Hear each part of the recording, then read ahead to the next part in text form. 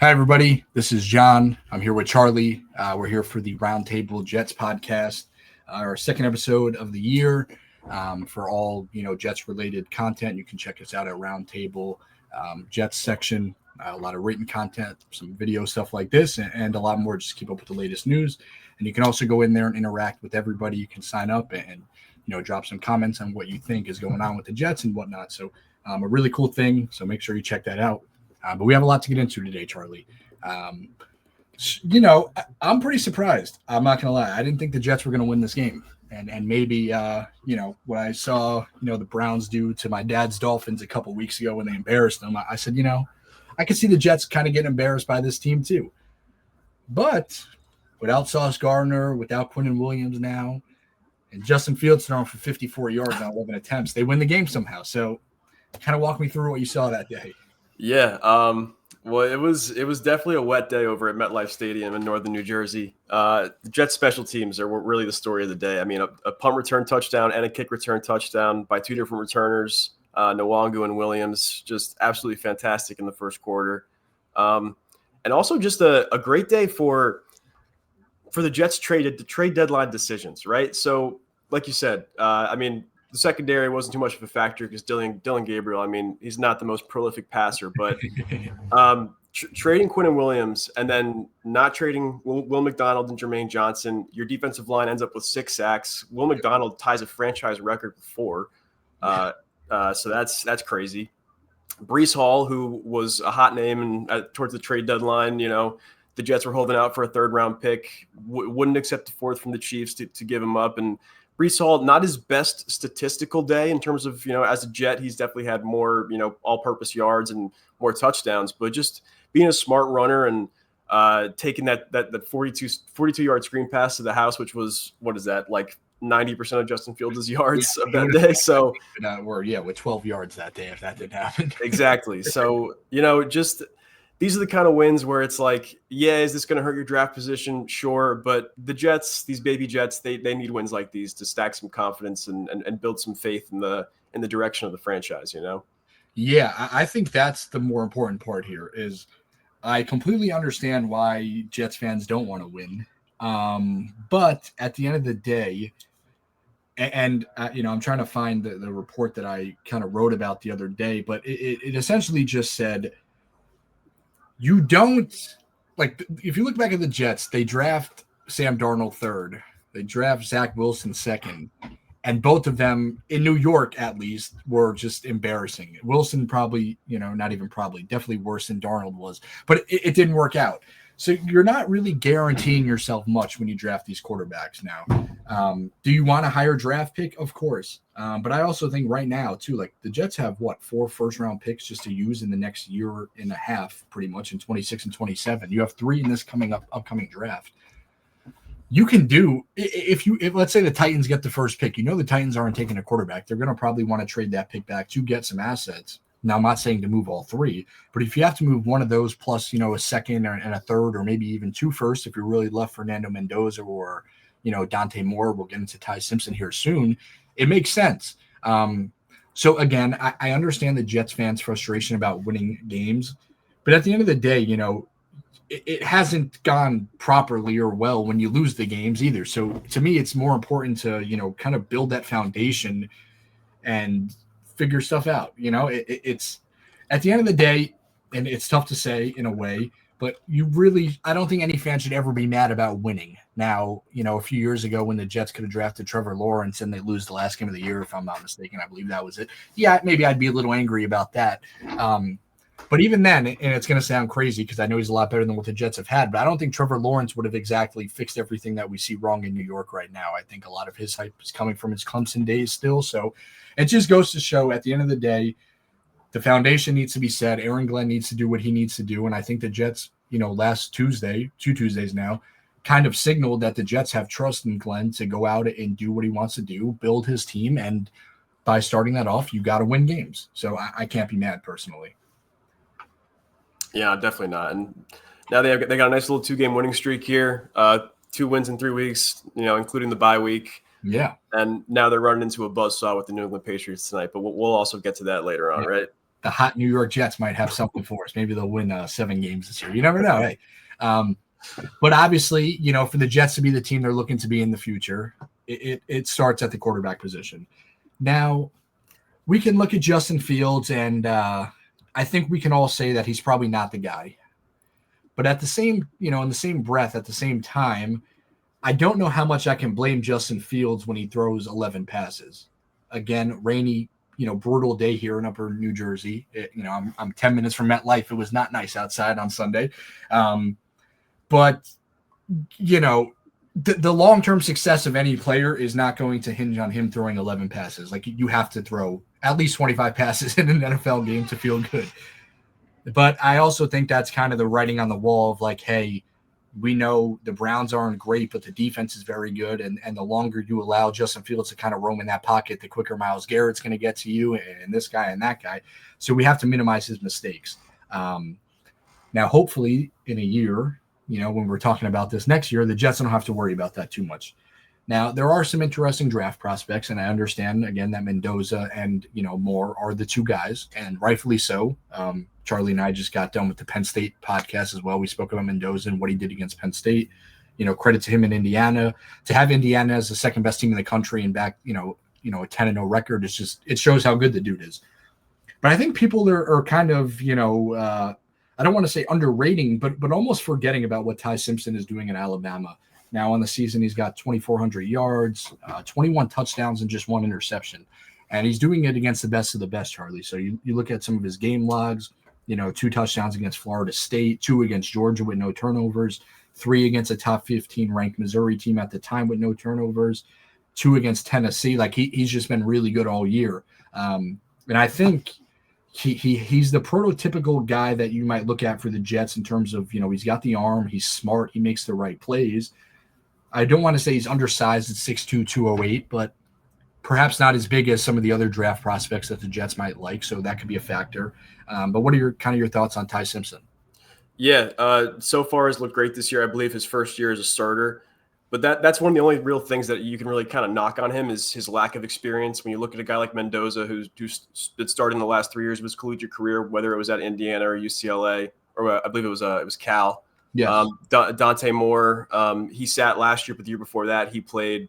So yeah, Simpson doesn't maybe have as many much experience as the other quarterbacks, but it's hard not to love his traits and his intangibles. And it also doesn't hurt that the New York Jets' best quarterback of all time, Joe Namath, was a member of the Alabama Crimson Tide. Maybe drafting another Alabama quarterback might be what they need to break that 50-year-long curse. So. Yeah, what's funny about that too, Charlie, is I think when you look around the NFL, and I know there's always the Ohio State quarterback thing, but people have said the same about Alabama quarterbacks. And at times, perhaps it's tough to argue against. I think right now you can look at guys like Tua, Mac Jones, Bryce Young, and to say the Jets don't want one of those guys would be an understatement. You need someone better than those 3 players. But I think it's also important to state here that you can't go based off, history in that. You got to go off who you think is the best player. Now, with Simpson, I think he's an interesting case because my belief is that whoever wants the top 2 quarterbacks are going to have to probably try to trade up. Right now, you look at kind of where the NFL standings are. You have to assume, and I get it, the Saints did just draft a quarterback, but you probably think the Saints take a quarterback. You probably think the Browns take a quarterback. And outside of that, I think the Jets are somewhat okay. Maybe the Raiders, depending on what they want to do with Geno Smith. That's probably an interesting one to watch. But right now, the Titans have the worst record in the NFL. We already know Cam Ward is not being replaced. None of the problems in Tennessee right now are because of the rookie quarterback out of Miami. So if the Jets don't have, maybe let's say a top 3 pick and let's say 2 quarterbacks go with Mendoza and Moore, I do think Simpson could possibly be that next guy. And as crazy as it might sound, depending on, where the Cowboys pick ends or anything like that, the Jets might be able to get him in that 11 to 15 range. So if you can have your own pick and, I'm going to throw out random names here, but maybe get someone like Caleb Downs or whoever it might be. And with the, 5th pick, you could probably build a foundation there while also still getting your quarterback perhaps later and not having to move any assets along the way in the draft. So Simpson's an interesting name to watch. And, I guess sticking with Jets quarterbacks here, Charlie, it sounds like this Justin Fields experiment is going to be short-lived. Now, you and I just said, you can't really expect a lot out of a quarterback when he throws 11 passes in a game. But the harsh reality of why he did that is because the Jets don't have much trust in him to throw the ball more than 11 times in a game, and that's not even a question. It's a major problem. But according to Bill Barnwell of ESPN, apparently the Jets essentially guaranteed half of what Fields is owed next season as part of the deal he signed with them this season. The Jets are already on the hook for $10 million of Fields' $20 million base salary. And the most likely scenarios, the Jets release Fields over the winter, which will save them the $10 million he would be owed in 2027. Now, some interesting ways to think about that. I think regardless of if the Jets draft a quarterback or not, you're going to see a new face in New York. Now, could that be Tyrod Taylor next year? I don't know. I think it's possible that, they give the football to Taylor, maybe have another gap year and try to perhaps, if you get the second pick this year and somebody wants to overpay for it, maybe you take a risk by sending it to Vegas and, you can almost guarantee that with a rookie quarterback in Las Vegas, they're probably not going to be great. So perhaps you get a better pick then. I think there's a lot of ways we can look at this. I think the Jets can also maybe make a trade for a really good quarterback who's proven. Granted, I'm not sure who's going to be available, and I'd probably pass on Kyler Murray since he seems to be the one who's going to be, available. But nonetheless, regardless of what the Jets decide to do, it doesn't sound like Fields is going to be in New York next year. Yeah, no, I think the Jets he was never going to be. I mean, I'm sure they hoped when they signed him there was like a minuscule of a chance that he was going to pop and become the guy that people thought he was going to be coming out of Ohio State. But just through 8 games this year, just not good enough. And like you said, John, yeah, he's only thrown it 11 times a game against the Browns. He only threw it 17 times against the Broncos in London. The fact of the matter is they just don't trust him. And I saw a stat this morning. So through 8 games as a starter, he's got 1,143 passing yards. That is the least by a starter since Jamarcus Russell in 2009, which is just not in territory you want to be in as a quarterback in the NFL. Once you hear Jamarcus Russell, that's where things go bad. Yeah, exactly. So, I think that maybe the hope could have been that he could have been Tyrod next year for whatever rookie quarterback that he could have, when they signed him to the 2-year deal, he can stick around and be the backup. But at this point, I don't think you really trust him to even be a spot starter when he can't, be relied on to throw the ball. Like we said in the Browns game, without that Breece Hall screen pass, that is like 10, 12 passing yards. That's just abysmal, man. Yeah. Fields on his way out. And like you said, whether it's Tyrod, whether it's somebody else, they're going to have a veteran backup next year behind a rookie quarterback, or like you said, maybe they even trade for someone around the league who could be on the way out. Yeah, I think one interesting point too when it comes to the expected rookie quarterback, I think that's where it ends up, is whether the Jets want to start him or not. Now, I understand both sides. I'm kind of a believer that if you have your guy, and I said this about the Giants too with Dart, you should play the guy if you think he's your dude. But on the flip side of that, we've also seen success stories obviously around the league with guys sitting behind veterans. So it'll be interesting, but one point I guess with Fields on that is, maybe they had the idea of, he could be that bridge guy next year with a rookie. But right now I wouldn't really, this is going to sound messed up, but I wouldn't really want my rookie quarterback learning a lot from Justin Fields. I don't mean that in a mean way, but throughout the past 4 years in his career, I don't think he's done enough to suggest like, hey, he can help out our rookie. Tyrod's a little bit of a different story. He's a veteran. He's been around the league for quite some time. I could live with that one.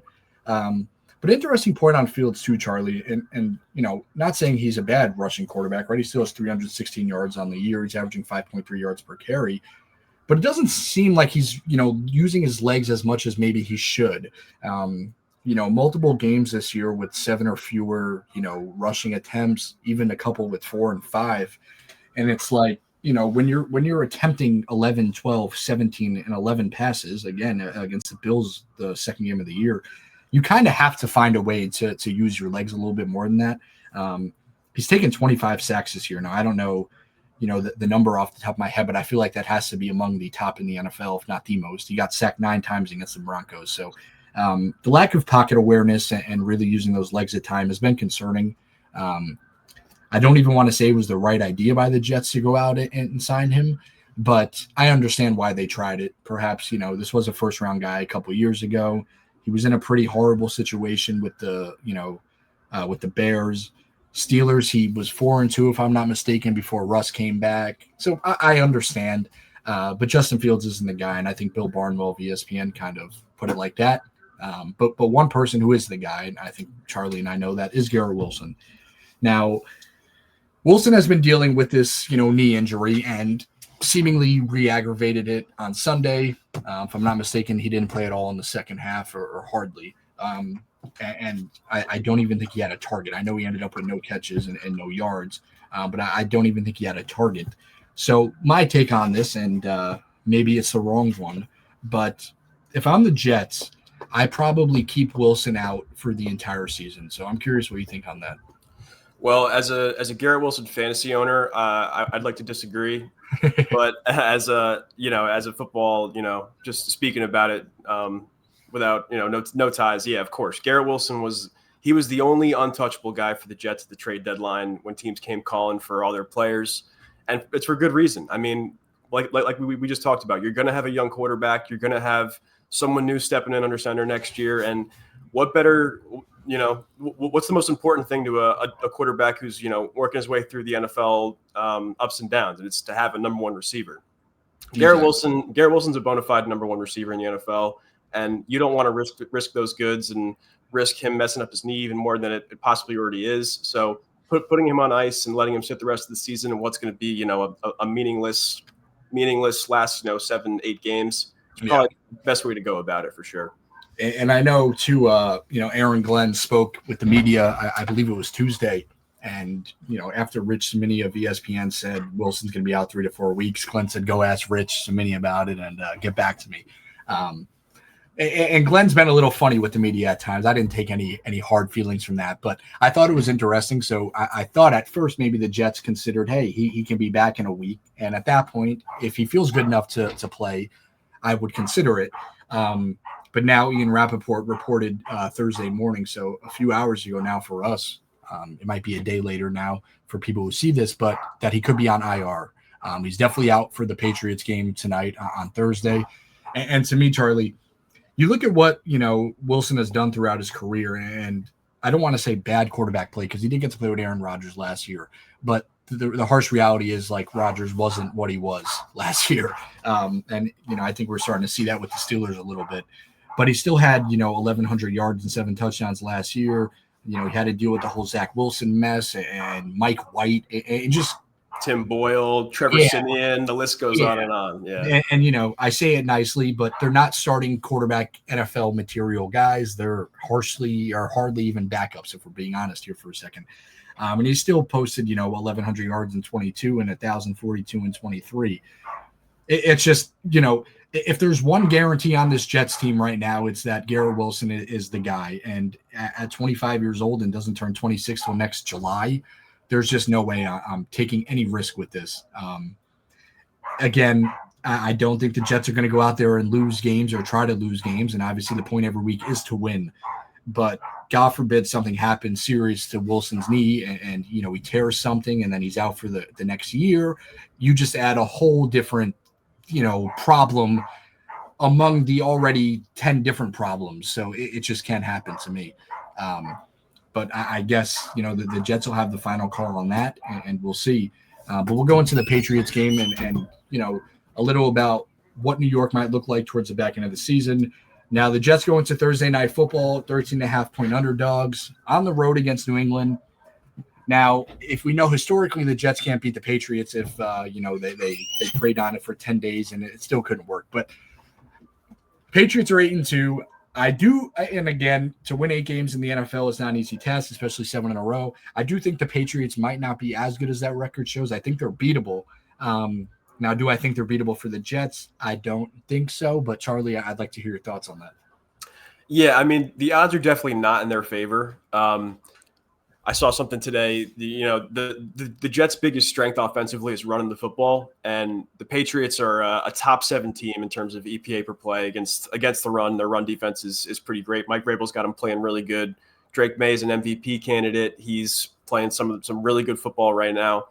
But in the NFL, anyone can be beat. They say any given Sunday, and especially in a divisional game, Short week too. You never know. Short week, and so you never know. The Patriots, you can catch them flat-footed, riding the high of a 7-game winning streak. The odds are not in the Jets' favor. I'll be honest with you. If Tyrod Taylor was starting this game, I think that point spread would be knocked down, maybe a point or two. Yeah. I think Justin Fields is a poor matchup against this Patriots team, but anything could happen. It's not likely, but you never know. Yeah, and as much as it pains me to say here, while we're talking about the Jets, but you have to give credit to the Patriots this year and Mike Vrabel and Drake May, and I think as you look at Vrabel and May, that's almost what the Jets want to become. You want Aaron Glenn to be that guy, and I'm not saying he can't be, but you want him to find his quarterback. You want him to find his guy, and then the rest of the team steps up around him. Now May has played very well. I know people have knocked the Patriots a little bit for who they've played, but in the same breath, they beat the Bills on the road in the beginning of October. And, for any doubters after they beat the Saints, Titans, Browns, and Falcons, who, are not very good, they turn around and beat the Buccaneers and Baker Mayfield in Tampa Bay. So we can call it a fluke. Like I said, I do think the Patriots might not be an 8-2 good team. But the reality is not only they're a playoff team, but they're probably a rather high playoff seeded team. So there's a lot to consider here for the Jets. I do think, if there's one worry about the Jets, and I say this a lot whenever they play teams that can score, and differently than the Bengals, you look at the Bengals game where they won 39-38. You knew coming in the Bengals were going to score a lot of points because this Jets defense really hasn't been great. But in the same breath, again, you knew the Jets were also going to score some points, even though their offense isn't very good because of how bad the Bengals defense is. The Patriots are kind of the complete opposite of that. The Patriots can score some points, and they don't really give up a ton. They held Josh Allen and the Bills to 20. They played an improved Panthers team, only gave up 13.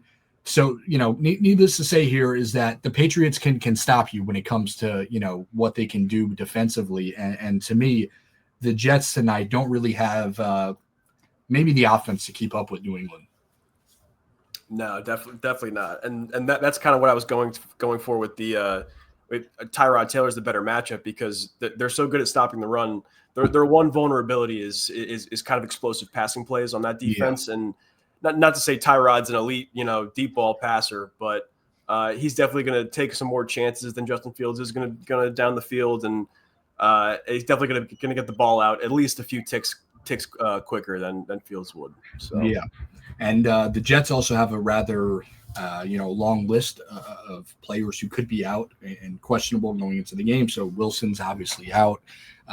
As Charlie and I have said many times, we don't think maybe he should play, but as Charlie just alluded to, you probably have to beat the Patriots in the pass game, and your best receiver is out. Now, does that mean some other guys can't step up? Maybe not. But if we've kind of seen anything for the Jets in recent weeks, I don't have a lot of trust in a wide receiver core without Garrett Wilson to do a lot. As we look at last week, Breece Hall had the one catch for 42 yards, and outside of that, Mason Taylor had one reception for 4 yards. Isaiah Williams, one reception for 4 yards. John Mechie had one reception for 3 yards, and Isaiah Davis had one reception for 1 yard. So there's really not a lot to write home about in terms of that. Perhaps, maybe this can be a game that we see John Mechie come out and maybe have, I don't want to say a breakout game, but maybe try to give him the football a bit, and we'll see. Charlie, I guess my question, one of the final questions here until we get into the Jets, end of the season would be if, Fields comes out and struggles a lot tonight, do you think there's any chance with the Jets winning 2 in a row that Glenn really wants to continue to win games and he does give Tyrod a chance? Yeah, I think you kind of alluded to the Bill Barnwell story from the other day, and he reported in that story that Tyrod was supposed to play that Week 8 Bengals game, and that last minute knee injury prevented him from traveling with the team to Cincinnati, and Fields got the start, got the win, and the rest of these last 2 weeks is history. But I think you're probably going to see a relatively short hook for Justin Fields tonight. We saw in that Panthers game a few weeks ago where Fields played terribly, benched at halftime, and Tyrod came in, tried to give the Jets a spark in the second half. And I think you're probably looking at the same kind of thing tonight. Yeah. If Field struggles early, you're going to see Tyrod come in. And I wouldn't be shocked if Tyrod's the quarterback the rest of the way, just because of how Fields has played this year. And I think the Jets do still want to win games. I don't think they really want to just kind of fold it up and tank the season, even without Garrett Wilson. I mean, you get a nice look to see if Adonai Mitchell, who I don't think is going to play tonight. We haven't really gotten word on that yet, and John Mechie, can they be receivers in with the Jets and complementary pieces to Garrett Wilson in the passing game? I think you'll definitely see some effort from the Jets here over the last month of the season or so. Yeah, I think one thing too to kind of point out for tonight, at least tonight. Again, if the Jets don't want to, win at the back end of the season, they'll probably go with the players who don't help them win. So I think Fields would be the guy. But if there's one thing for certain is you never really want to get blown out by a division opponent. And the last team you want to get blown out by is the New England Patriots. So that's definitely something to factor in here. Only time will tell, Charlie. I know, this is going to go up shortly before the game. So fans, if you see this, leave the comments on if the Jets did it and you think it was the right decision, or if they didn't, if you don't. But that's going to do it here from Charlie and I here on Thursday. Again, if you want to check out any Jet stuff, you can go to roundtable.io/sports/NFL/Jets. Check out all the latest news, some content, and engage with us. It's a good way for fans to engage and talk football. So please check that out if you can. And Charlie and I will see you guys next week. Hopefully we could talk about another win. And then at that point, we're probably looking even more at some mock draft stuff, Charlie. So I'll see everybody then. But thank you for tuning in.